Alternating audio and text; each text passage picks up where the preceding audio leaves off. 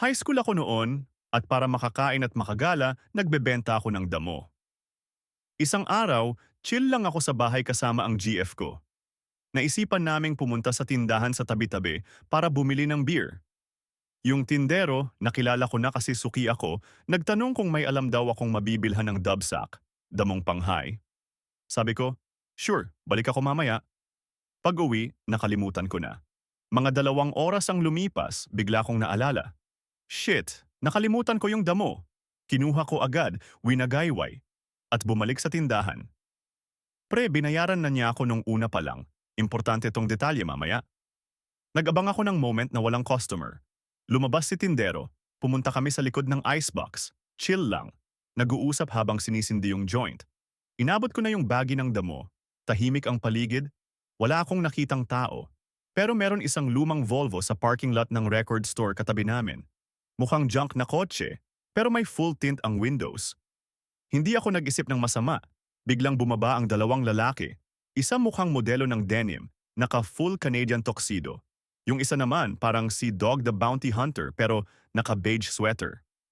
Lumapit sila at tanong, "Kumusta mga pare?" Tumingin kami ni tindero sa isa't isa na parang, "Pre, kilala mo ba sila?"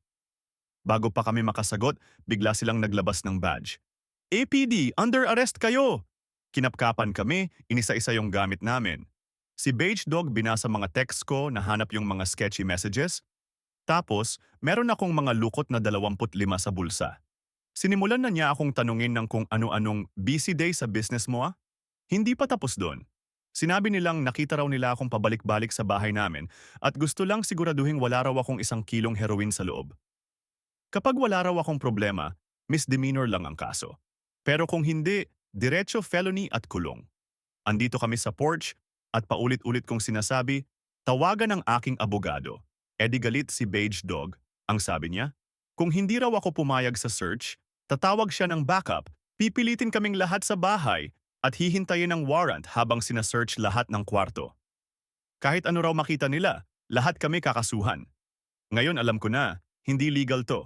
Pero nung time na, yon, sobrang takot ko. Ang kasama ko sa bahay noon, yung straight edge kong roommate, di umiinom, di nagyoyosi, wala talaga. Natakot akong mawalan siya ng trabaho. At eto pa, bad timing. Kakadil ko lang ng kwap ng mushrooms kasi rare na rare sa lugar namin noon. Nakaprep na yung mga deals, so sa coffee table ng kwarto ko may nakadisplay na isang kapat na libra ng mushrooms nakapack sa ounces at eighths. Plus yung damo sa kwarto ko, delikado talaga. So, nag-propose ako. Sabi ko, papayag akong isearch nila ang kwarto ko basta dun lang. Alam ko, risky kasi pagpasok nila bahala na sila. Pero wala akong choice. Pumayag si Beige Dog, naiwan si Canadian Tux kasama si GF ko na literal na parang mamamatay na sa kaba. Pag-akyat namin ni Dog, diretso akong lumagpas sa kwarto ko na thank God nakasara at pumasok sa kwarto ng straight edge kong roommate. Sinira niya ang buong kwarto. Binuksan lahat ng drawer, tinaob yung mattress, binulatlat lahat. Habang busy siya, patay-mali siya akong pinatay yung monitor ng computer ng roommate ko na may picture pa nilang mag-GF sa background. Wala siyang nahanap. Kaya, tumupad siya sa usapan at bumaba kami. Ako? Nakangiti na parang walang nangyari. Si GF, halos mangiyak-ngiyak, mukhang sigurado na babagsak ako sa kulungan. Pero guess what? Sinampahan pa rin niya ako ng felony. Lumayas sila pagkatapos. Long story short, kumuha ako ng magaling na abogadong tropa ng prosecutor. Dahil walang nakitang direktang ebidensyang nagbebenta ako, binaba sa deliverance of marijuana ang kaso. Minimum sentence lang ang binigay. 6,000 piso na fine at 80 oras ng community service sa isang music venue. Nakapanood ako ng 1 ton of free concerts. At nung natapos ko yon, nag-retire na ako sa pagbebenta.